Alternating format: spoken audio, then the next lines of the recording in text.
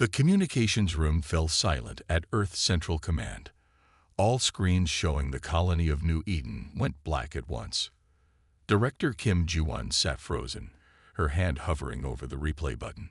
She pressed it again, watching the final moments before everything went dark. "Show me the last 30 seconds," she ordered. The footage appeared on the main screen. New Eden looked peaceful, a thriving colony with 3 million settlers. Fields of golden crops surrounded modern cities. Then 6 massive ships appeared from nowhere, hovering over the main settlement.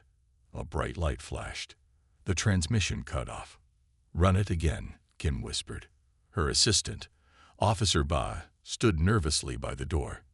"Director, we've confirmed there are no other signals coming from New Eden." "Nothing at all." Kim nodded slowly. 3 million people, she said quietly. 3 million people gone in an instant. The emergency alerts spread quickly, first through military channels, then government offices, and finally to public news networks. By evening, everyone on Earth knew.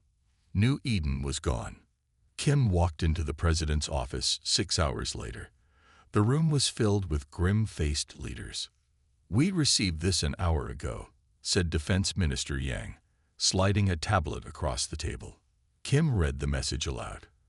"From the Galactic Conclave High Council to Earth authorities. The removal of the settlement known as New Eden was regrettable but necessary containment. Further human expansion beyond approved boundaries will be met with similar measures." Containment. President Lee slammed his fist on the table. "They murdered millions." Minister Yang's face darkened. "The conclave has denied us membership for 50 years. Now they destroy one of our colonies without warning." Professor Park Do-yeon entered the room carrying several data tablets. As Earth's top expert on alien politics, he had spent the last 5 hours reviewing classified files. "I found something important," Park said, connecting his tablet to the room's main display. "These are internal conclave documents our intelligence agents gathered last year." The screen filled with alien text and translations. Kim felt her blood run cold as she read the highlighted sections. "They call us an evolutionary aberration," Park explained. "According to their scientists, humans solve problems in unpredictable ways. We adapt too quickly. We don't follow expected patterns." "They're afraid of us," Kim realized. "Exactly," Park nodded. "Not for anything we've done, but for what they think we might become." The room fell silent as everyone processed this information. "Show them the colony footage again," President Lee ordered suddenly. The final moments of New Eden played on the screen. The flash of light, the silence that followed. "Get me General Moon," the president said, "and Admiral Shin. It's time to discuss our response options." Within hours, emergency meetings were happening in every government building. Military leaders gathered in underground rooms. Scientists were called back from research stations. Engineers left their projects to join emergency planning teams. Kim found herself in a large meeting hall where hundreds of colony representatives had gathered. The room buzzed with angry voices. "My brother's family was on New Eden," one woman shouted. "My daughter was chief engineer at the water facility," called another. A thin man stood up. "I was born on New Eden. My parents helped build the first settlement. Everyone I knew is gone." Kim watched as grief turned to anger across the room. The murmurs grew louder. Calls for revenge echoed from every corner. Later that night, Kim stood with Professor Park in the observation dome, looking up at the stars. "What will we do?" she asked. "Whatever it is, it must be decisive," Park replied. "The conclave believes we are dangerous but manageable. They think destroying one colony will frighten us into submission. They don't understand humans at all, do they?" "No," Park said. "That's their biggest mistake." The next morning, President Lee addressed the United Nations of Earth. His face appeared on screens in every home, every public square, every colony. "Yesterday we lost 3 million of our people," he began. "The Galactic Conclave has shown its true nature. They fear what humanity might become, so they tried to stop our growth. He paused, his expression hardening. They have made a fatal error. Humanity will not cower. We will not retreat. We will respond with such force that no species will ever again threaten human existence. Across Earth and the remaining colonies, people watched in silence. As of this moment, we implement Defense Protocol Omega. All military reservists are called to active duty. All deep space contingency plans are now active. Kim stood in the command center, watching as communication lines lit up across the system. In secret bases throughout the solar system, hidden doors were opening. In asteroid facilities and underwater hangars, lights were coming on. The decision was made. Earth would respond. The conclave would soon learn what humanity was truly capable of. The underground chamber was cold and dimly lit. 200 feet below Earth's surface, the Security Council gathered in a room few knew existed. 50 men and women sat at curved tables facing a central platform. These were the leaders who would decide humanity's next move. General Lee Hyunwoo walked slowly to the center of the room. His uniform was simple, but his face showed the weight of his responsibility. He had not slept since the news of New Eden's destruction. "Thank you for coming on such short notice," he began. "What I am about to show you was never meant to be revealed under these circumstances." Lee nodded to a technician in the corner. The lights dimmed further, and suddenly the room filled with blue light as a holographic display appeared above them. It showed the solar system, Earth, Mars, Jupiter, the asteroid belt. But something was different. Small dots appeared everywhere, thousands of them, clustered around planets, moons, and asteroids. "What are we looking at?" asked President Cho. "Our real fleet," Lee answered simply. "Project Thundercloud." The hologram zoomed in on a cluster near Mars. The dots became ships, warships, sleek and deadly. 700,000 vessels, Lee continued, constructed in secret over the last 30 years. Gasps filled the room. Someone dropped a tablet with a clatter. "Impossible," said Defense Minister Park. "We couldn't hide such a force." "But we did," Lee replied. "Hidden in asteroid bases, beneath the lunar surface, and in orbital platforms disguised as commercial stations." Admiral Kang Minji stepped forward. She was shorter than Lee but commanded just as much respect. Her silver hair was cut short, and her eyes missed nothing. "We call it Operation Longbow," she said. "The deployment of Earth's true military strength, a force larger than all conclave member species combined." The chamber erupted in shocked voices. Arguments broke out immediately. For decades, humanity had presented itself as peaceful, with only a modest defense fleet. This revelation changed everything. "How are we kept in the dark?" demanded a council member. "A need-to-know basis," Admiral Kang explained. "Each facility built only parts. No one saw the whole picture except a small command group." "Who authorized this?" asked President Cho, though his tone suggested he already knew. "Your predecessor, and hers before her," Lee answered. 5 administrations working toward one goal: ensuring humanity's survival, no matter what. At the back of the room, Lieutenant Han Junho stood silently by the wall. He was not supposed to be in this meeting, but Admiral Kang had requested his presence. At 32, he was young for such high-level access, but his combat record was exceptional. Han tried to focus on the technical details as Admiral Kang explained the fleet's capabilities, but his mind kept returning to the same image: his family's home on New Eden. His parents had moved there 10 years ago. His younger sister had joined them just last year to help design the colony's new water systems. All gone now. All of them. "Each ship is equipped with technology we've kept hidden from conclave observers," Admiral Kang was saying. "Quantum shielding, gravitational weapons, and drive systems that make us faster than anything in known space. The economic impact of this program must have been enormous," noted Finance Director Kim. "How did we fund this without detection?" "Black budget allocations," Lee replied. "Mining operations in the outer system that produced more than we reported. and contributions from private industries who understood the stakes. Han watched the faces of the council members. Some showed shock, others anger at being kept in the dark.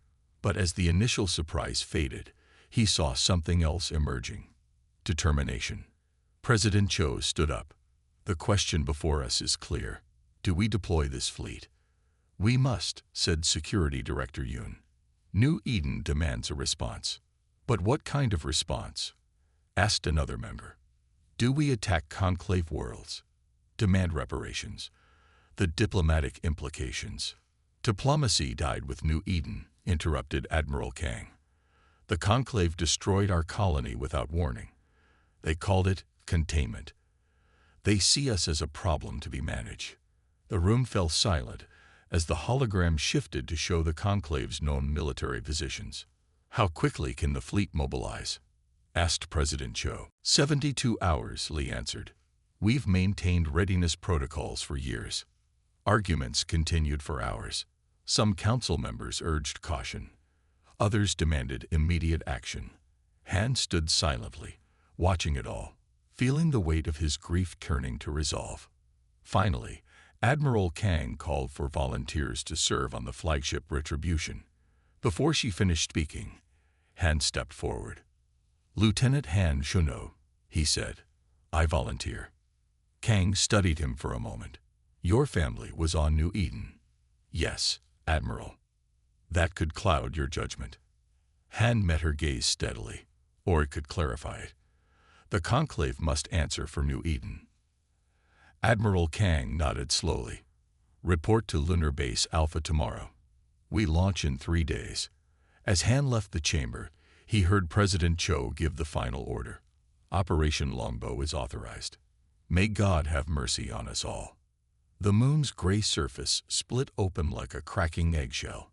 Giant doors that had been disguised as crater rims slid apart. From the darkness beneath, warships rose one after another into the black sky. On Mars, hidden hangars built inside ancient volcanoes opened their massive doors. More ships emerged, engines glowing blue against the red planet. Throughout the asteroid belt, what had appeared to be ordinary space rocks suddenly came alive. Their outer shells broke away, revealing ships that had been hidden inside for years. Even Earth's orbit, which official records showed holding only civilian stations and a modest defense fleet, now swarmed with vessels appearing from hidden docking bays and deactivating cloaking systems. Lieutenant Han Chuno stood on the bridge of the Retribution, Admiral Kang's flagship. Through the main viewport, he watched as ships joined formation around them. They varied in size from small fighters to massive dreadnoughts, but all shared the same sleek design and dark gray hulls with minimal markings. Incredible, Han whispered. Commander Choi Yun-hun nodded as she moved to stand beside him. She had been his superior at the Lunar Defense Academy years ago, and now they would serve together on humanity's most important mission. Fleet assembly is at 60% and accelerating, she reported, checking her data tablet. Han shook his head in amazement. How did we build so many without detection? The conclave has spies everywhere. Innovation born of necessity, Choi replied. She pulled up a schematic on a nearby screen. See these hull sections? We used modular construction methods. Different facilities built different components without knowing the final design.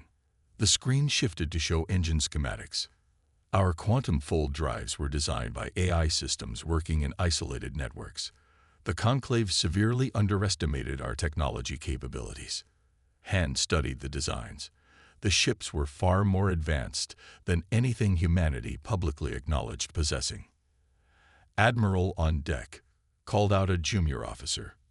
Everyone snapped to attention as Admiral Kang entered the bridge. She moved directly to the command station and activated the fleet-wide communication system. Status report, she ordered.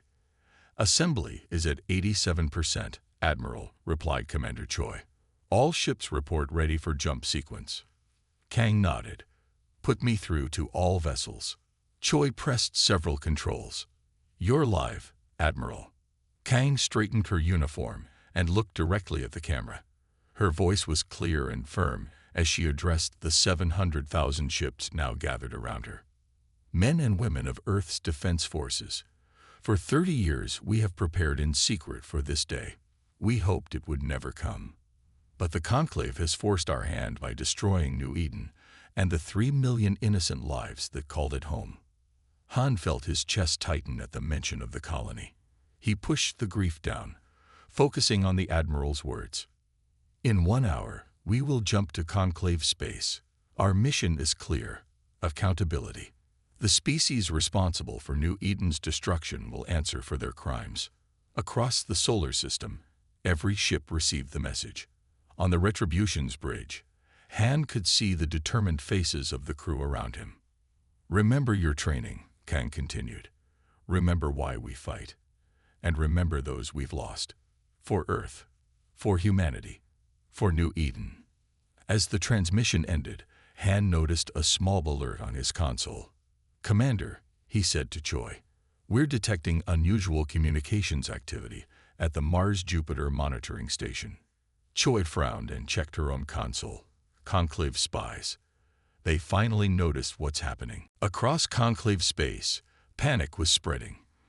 Intelligence operatives who had been watching Earth for decades suddenly realized the massive deception humanity had orchestrated. Emergency signals flooded secure channels as reports came in from multiple sectors. On the Conclave homeworlds, ruling councils gathered in hasty meetings. Defensive fleets were mobilized from their peaceful positions. Military leaders who had grown complacent over centuries of dominant power suddenly faced the prospect of real war. The humans have built how many ships? Demanded a Conclave High Counselor, his scaled skin flushing dark with stress. 700,000, according to our latest intel, replied his military advisor. More than all Conclave species combined. Impossible. Another counselor shouted. There's supposed to be a minor species with limited technology. On the Retribution, Lieutenant Han took his position at the tactical station. The massive ship hummed with power as systems came online. Around them, the human fleet formed into jump formations, organized into battle groups of 5,000 ships each. Admiral Kang stood at the center of the bridge, watching as the final preparations were completed. She activated the communication system one last time.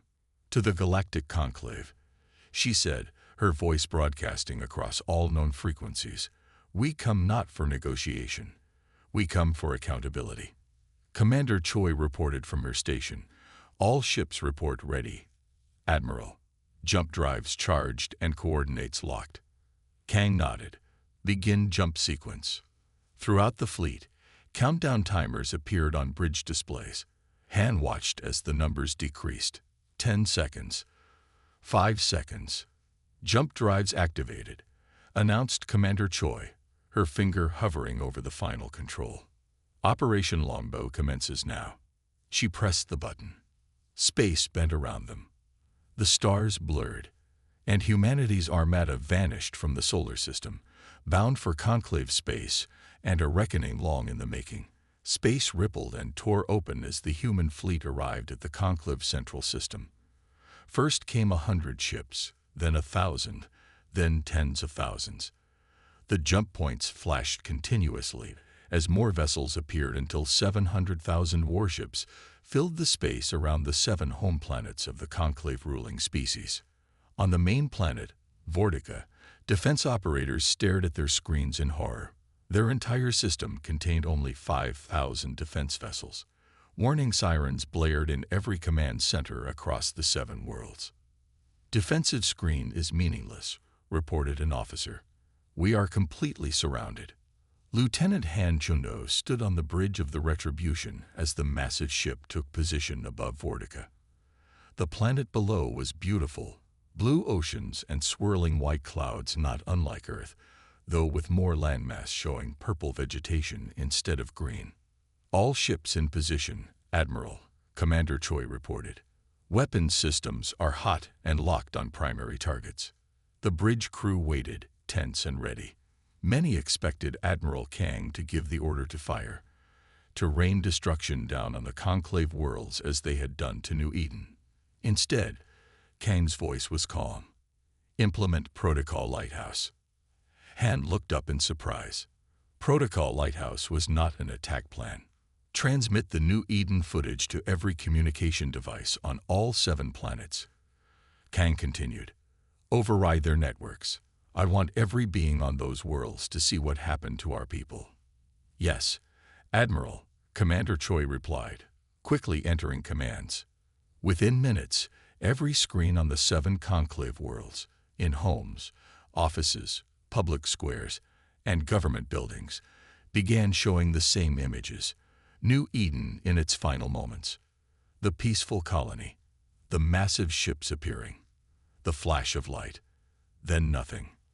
Let them see what they've done, Admiral Kang ordered. Lieutenant Han watched as the footage played on repeat, his hands clenched into fists as he saw his home colony, knowing his family was there in those final seconds. An alert sounded at communications. Admiral, we're receiving an emergency transmission request from the High Council of 7. Kang nodded. Put them through. Main screen only. The bridge view screen changed to show 7 alien faces, each from a different species that rule the conclave. Han recognized them from intelligence briefings.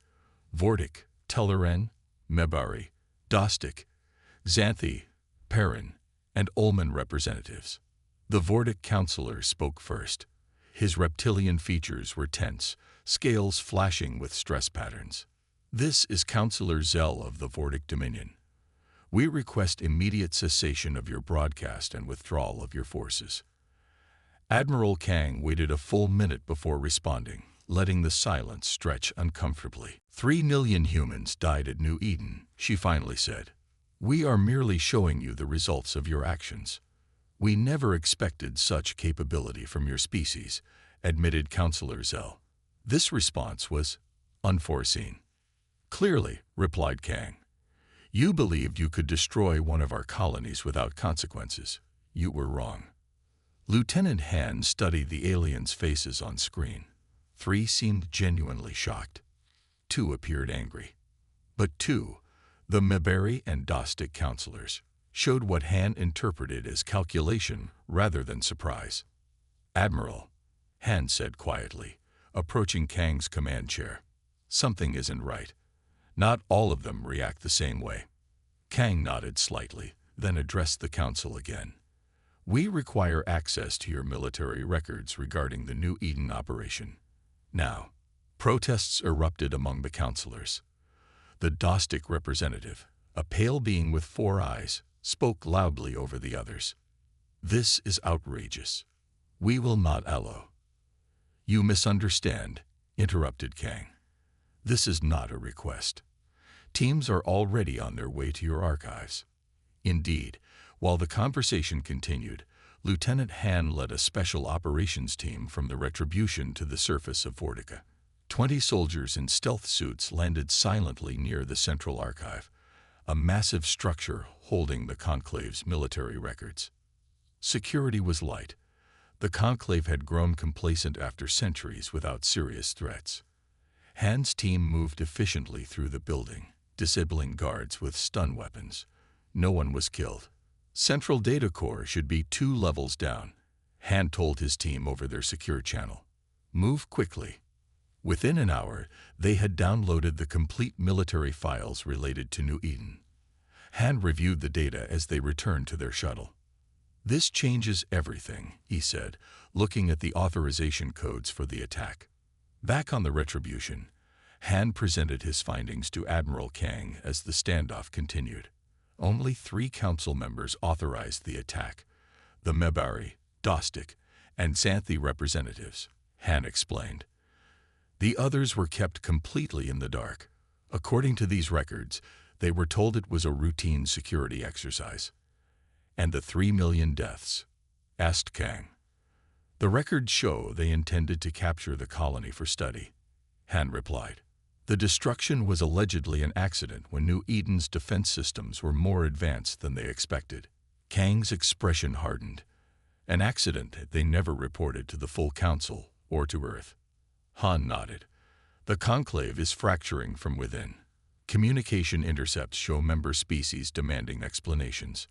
Many didn't even know about the operation until our broadcast showed them what happened. Admiral Kang stood and looked out at the stars and the 7 planets surrounded by Earth's fleet. "Then we focus our attention where it belongs," she said quietly. "Prepare a transmission to the 4 innocent council members. It's time to reshape the conclave." The sun rose over the plains of New Eden, casting long shadows across the newly built settlement. 1 year had passed since the original colony had been destroyed.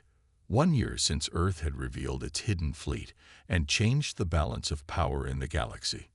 Lieutenant Han Juno, now Captain Han, walked slowly through the central plaza.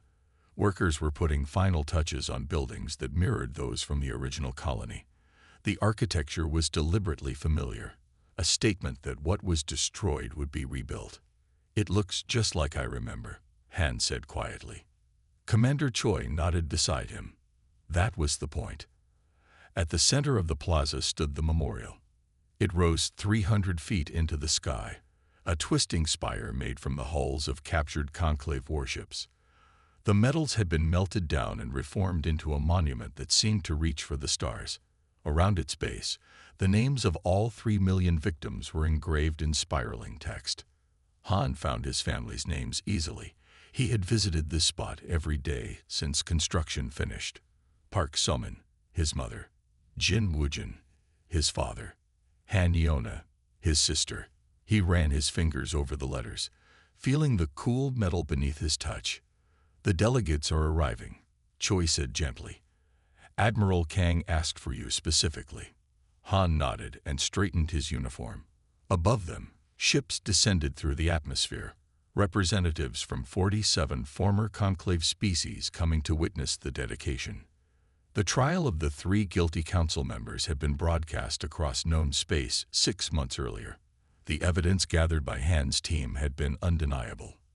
The tribunal, the first of its kind to include judges from multiple species, had sentenced them to life imprisonment on a remote mining world. More importantly, the 4 innocent council members had worked with Earth to establish the Terran Accord, a new framework for interspecies relations.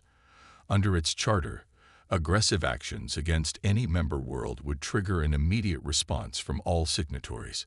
The landing field filled with ships of all shapes and sizes. Admiral Kang greeted each delegation personally. Han watched from a distance, still amazed at how much had changed. A year ago, humanity had been denied conclave membership. Now, Earth led a new galactic order. "Captain Han," called a voice. Han turned to see President Cho approaching. "Mr. President," Han said with a bow, "I didn't know you would attend personally." "Some moments require the highest authority," Cho replied. "The memorial dedication is one of them." Together, they walked to the platform beside the monument. Thousands had gathered, human colonists who would restart their lives here, alien representatives, and military personnel who had fought to make this day possible. Admiral Kang took her place at the center of the platform. Her uniform was formal, decorated with the new insignia of the Terran Defense Force. Beside her stood the representatives of the 4 council races who had joined the Accord. 1 year ago, Kang began, her voice carrying across the plaza. This world fell silent. 3 million voices were extinguished in an act of unprovoked aggression. The crowd was silent, many with heads bowed. Today, we remember them. But we also establish something new, a principle of galactic law that will endure for generations to come. She gestured toward the memorial, now gleaming in the midday sun. The response to extinction will be overwhelming. Never again will any species threaten the existence of another without consequence. Han felt his throat tighten as he listened. He thought of his family, of all the families lost. But he also thought of the future they were building, a future where such tragedies might never happen again. The ceremony continued with speeches from various representatives. Many spoke of regret for not preventing the attack. Others pledged their commitment to the new order. When it was Han's turn to speak, he kept his words simple. "I lost everything when New Eden fell," he said. "But today, I am part of something greater than myself. The Terran Accord isn't just about preventing another tragedy. It's about building a galaxy where all species can thrive together. As the sun began to set, the crowd slowly dispersed. Military ships rose back into orbit. Diplomatic delegations returned to their vessels. Only a few remained at the memorial. Hans stood alone before his family's names. He placed his hand on the cool metal one last time. "We remember," he whispered. Across the plaza, Admiral Kang watched him with understanding in her eyes. She had lost friends on New Eden too. "Will you stay here, Captain?" she asked, approaching quietly. Han shook his head. "No, Admiral. My place is with the fleet." She nodded. "The Retribution leaves tomorrow for patrol along the outer systems." "I'll be ready," he said. Together they looked up at the darkening sky. Already, stars were becoming visible. Around the planet, sensors would be detecting the human defense fleet, hundreds of thousands of warships maintaining their vigilant watch. The galaxy had learned an important lesson. Humanity had revealed its strength, and the promise made at this memorial would echo across the stars for generations to come. Never again.